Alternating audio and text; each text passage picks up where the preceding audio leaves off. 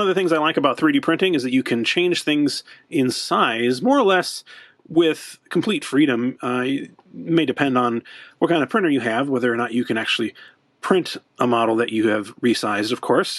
Some traditional 3D printers may have trouble doing very small models, and if you want to print a very large model, you may have to split it up into pieces and so forth, but it really opens up a lot of interesting possibilities, I think, and I've explored that quite a bit, even just with vintage Kenner figures like you see here. I've done a gigantic 1/6 scale Jabba the Hutt figure. I've done much smaller figures, and as a matter of fact, what you see in front of you right now is an example of that. This is a half-scale figure here. I don't know if you could tell or not. I printed these off in an earlier video and painted them to look like the actual vintage Kenner figure, and I really find myself attracted to this 1/2 scale. It's kind of charming for some reason. I'm not exactly sure what it is about it, but I decided I wanted to try and make more of these, basically. But there were a few technical hurdles that I needed to overcome. The biggest one was that I could not get the joints to work, so I had to, for both of these figures, just glue them together. And so these are no longer really action figures, they're just miniature statues of an action figure, which, I mean, that's okay, you know. It's not like, especially with a man here, he basically can't be posed anyway, but it would be nice, especially with some of the other figures, to be able to move their joints and so forth. And especially if I'm going to be trying to recreate Jabba's entire entourage and maybe some of the other Kenner action figures as well, I wanted to figure out a way to make the joints work. And I think I may have done that. So here we have a vintage Kenner Gamorrean Guard figure, along with a printout of Desert Octopus's scan of that figure. And you can see at this scale, first of all, it looks like a pretty good match. I haven't actually painted this one yet, but, you know, looks comparable, and the joints do more or less function. They're still going to be a little fragile, honestly, so, you know, it's not ideal even at this scale, but I find that if you use strong enough resin that they do function enough to pose a little bit. However, when we resize this figure to be about half scale, it no longer really works. So we have here, this is a half scale Gamorrean body, and here's one of his arms. You can put it on there, but it'll flop right off as soon as you move it around very much. That's especially true with the legs. Let's see, is that the right one? Yes. So you try and move it, and it just comes right off. And, you know, these pegs are pretty fragile as well. So I don't really feel like this is a workable solution. However, I think I've been able to fix this problem. This is sort of a prototype, I guess you'd say. And you can see he does have movable limbs. You can even sit down and so forth. So how did I do this, you ask? Well, I heard about these very small rare earth magnets that I guess people use for things like wargaming, modeling, and things like that, but they sounded like they would be really good for this application, and I think they are. If you can see here, I've actually attached both sides with a magnet, and they just slap right on there, and it's surprisingly strong. You know, you can wiggle it around. He's not really going anywhere. If you do drop it on the floor, there's a good chance that some limbs would go flying. But for my purposes, just having them basically, obviously they're not toys per se. They're more just for me to pose and so forth and display. They're really perfect. I tried the first time, by the way. This was my first attempt. I tried using a smaller kind of magnet. I'm not sure what the size of these are. I think this is about a 2mm, and the other one may be a 3mm. I'd have to double check. I'll put it on the screen right here. But in any case, this also does work, but it feels less strong, less secure, certainly. You can remove it a lot more easily. I think I will maybe use these small magnets in some cases, though, for figures that have very, narrow limbs or whatever. I'm sure they'll have some uses. Anyway, what I want to do today is show you how I do this to the half-scale figures, how I print them out, put the magnets in, and then paint them. And at the end, we'll see how they turned out. So let's go ahead and do that. Here's an example of what a full-sized figure's parts would look like on the build plate of my Mars 2 Pro. You can see I can fit one figure's worth of parts, basically, on the build plate. But what I'm going to do here is get rid of those supports, which are only really good for the larger size. I'm going to scale it down by 50% to make it half scale. And then I'm going to rearrange the parts a little bit so that they're not quite so spread out and we can fit more figures on the build plate. And you can see you can fit about 4 figures where we could only fit one before. I usually use the medium support setting in Chi2Box, which is the program that we're looking at here, but I think it's a little bit sparse looking for this small of a figure, so I changed that to the light setting, and you can see there's a lot more supports there, but they're thinner. And here we have 4 of Jabba's guards all arranged on the build plate, ready for printing. Some of the hardest part of resin 3D printing is arranging the parts, orienting them the correct way, and then supporting them ideally so that you don't have the print fail, but you also don't have too many marks on your finished part. And I may not have done this ideally, but I think it'll work just fine. Here we have the parts all printed and ready to go on to the post-processing stage. I did rinse them off with a little alcohol so we could see the details a bit better, but I haven't done anything else to them yet. These took just over 2 hours to print, which I think is really impressive and speaks to the advantages of monochrome resin 3D printing that you can do with printers like the Elegoo Mars 2 Pro. So first of all, I'd like to try and do this Nikto guard figure. You can see this is the actual Kenner figure, and here we have the parts at 1/2 scale. So there's a leg and so forth. Let's just see how these fit together without doing anything to them.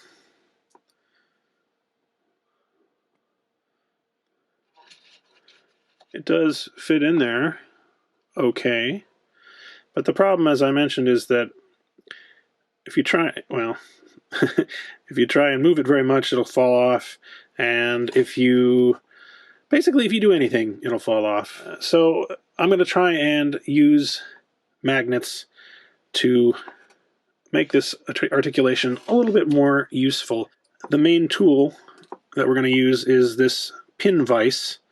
This is from Tamiya. There are other companies that make them, although I haven't had really good luck with some of the off-brand ones you can get at Amazon, mostly because the drill bits that they came with are really bad. This is actually just a Black & Decker drill bit that I took from my tool chest, but you want it to be relatively sharp. I'm not using parts that have been cured yet. I want these to be still somewhat soft because there's no point in making it, super hard and then not being able to drill into it properly. If you just clean it off in alcohol and let it dry, it's actually pretty good, pretty easy to drill. So what we're going to do is just take this and drill into the existing holes. And it doesn't have to go that deep, really. These magnets are relatively thin. That's probably more than good enough. Maybe a little too deep, but it's not a big deal. We'll just go through and we'll do that for all of these. Oops, I went all the way through. Actually, that's not a big deal, though. We're just going to be gluing the magnets right at the edge, on the surface anyway, so not a problem, I think. We'll do this one. And finally, the head.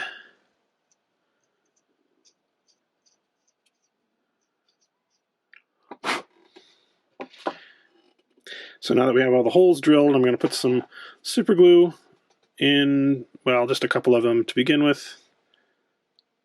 and we'll see if we can't get one of these magnets in there. So this is what I'm going to be using. These are rare earth magnets. There's about 50 of them here, I think. We're going to put just one sort of, the easiest thing to probably do is put it on something like a utility knife or, some kind of other tool. And there we go. Got one. There it is. Then you can kind of just smoosh it into the hole. Might be easier to use my flesh cutters to press down on it. Okay. You just want to make sure that it's relatively flush with the surface there. That looks pretty good. So I'm going to go ahead and do this with the rest of the torso, and then I'll take a look at the limbs. All right, here I've got the torso all finished. You can see I've got 5 magnets installed, and it's a lot easier to do, frankly, if you don't have to be trying to get it on camera. It was actually quite easy to do the rest of these. So the next thing we have to do is take the limbs and get rid of these little pegs. The limbs are a little trickier in the sense that you have to position the hole that you're drilling on your own, whereas with the body, you're just sort of just enlarging an existing hole. So we'll go ahead and drill this in.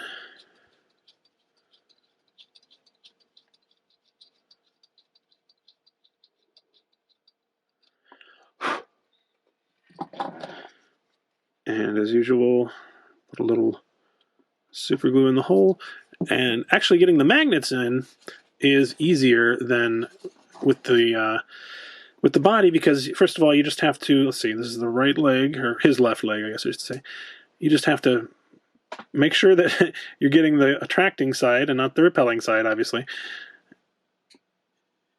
Then break off one magnet so that it's attached to the body, like that. So we got one, if you can see, I've got a magnet on top of there.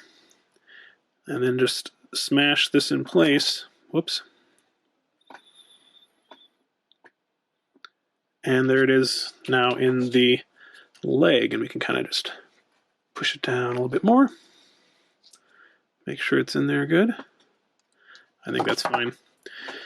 So I'm just going to go ahead and do that with the rest of the limbs, and I'll show you how it turned out in just a second. All right, I finished all of them, and let's see how it fits together.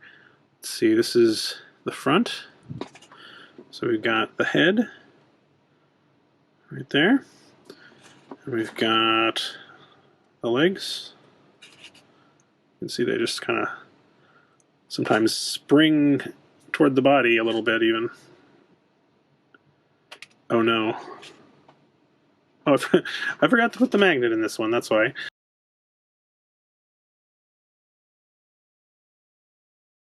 And boom, you can see how easy that was. And once you get used to it, of course, it'll be easier as well. So there we have one complete half-size vintage Kenner action figure with more or less complete articulation. I'm going to go ahead and finish up the other guards off camera, and then we'll come back and take a look at them. So see you in just a little bit. While I was working on the other guards, it occurred to me that I could use those smaller magnets in the feet of the figures, and that way I could prevent them from falling over quite so easily. They do stand up pretty well on their own, actually, but if they're on a little bit of an uneven surface, it might be difficult, especially because they're relatively light. So I just did the same thing with the smaller magnets, and that will allow me to put them on a piece of metal, like a metal ruler, or in this case, it's a metal pry tool. And it's not super strong, but it will stay on there relatively well.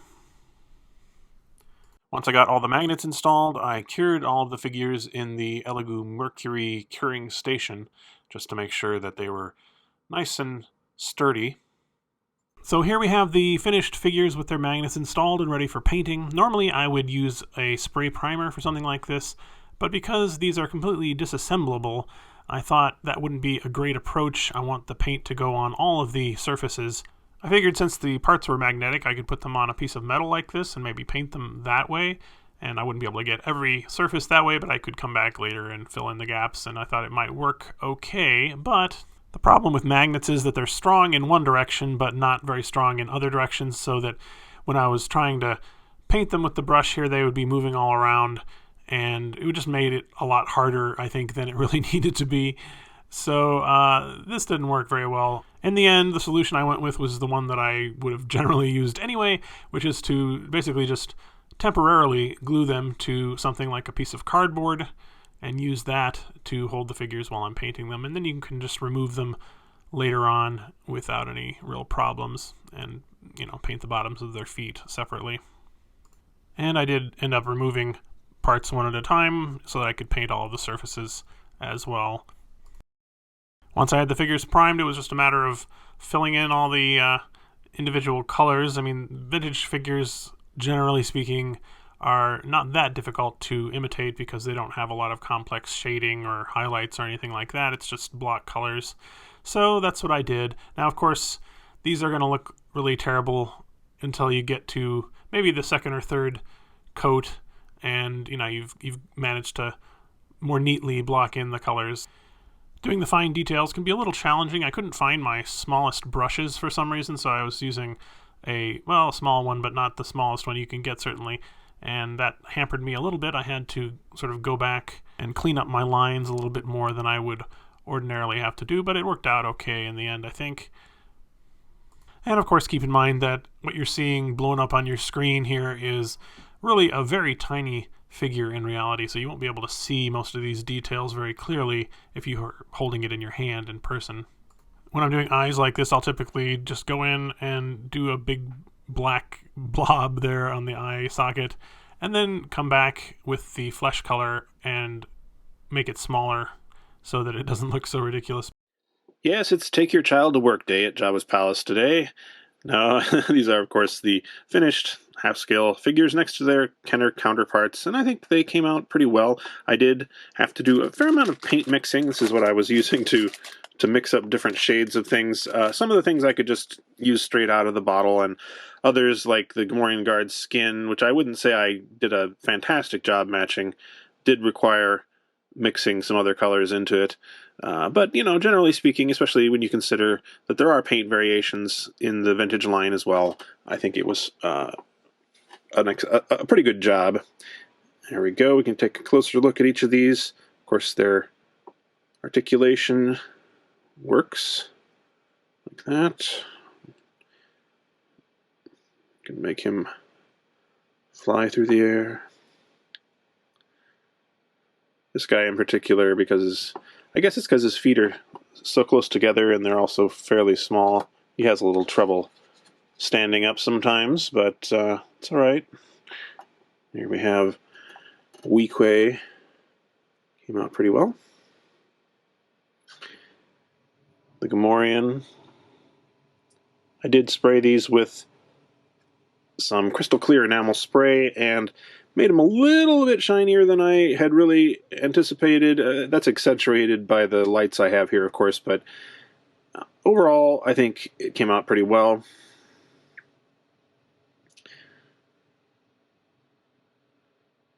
And, if you want to see, I do have the magnets there still. The paint has already started rubbing away where the magnets are in many of these figures, but that's not a big deal. I just wanted to make sure there weren't any obvious, joins where this part wasn't painted or something like that. So I did want to make sure I got all of the surfaces painted. And finally, we'll look at Klaatu. There he is.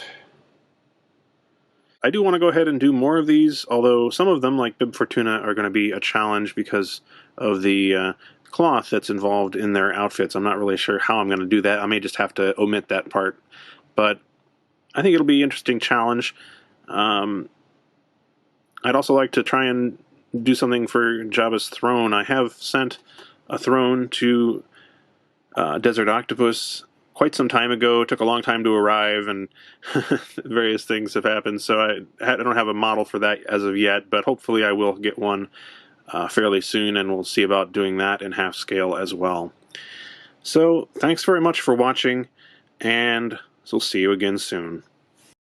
I'd like to thank the people who support me on Patreon for helping to make videos like this possible, including these Palace VIPs, and especially Angelica Brady. Thank you very much. If you'd like to support me on Patreon as well, you can get perks like getting your name in my videos, early access to some videos, and behind-the-scenes post, and so forth as well. So do check that out. There's a link in the video description to my Patreon page. Thanks very much for watching.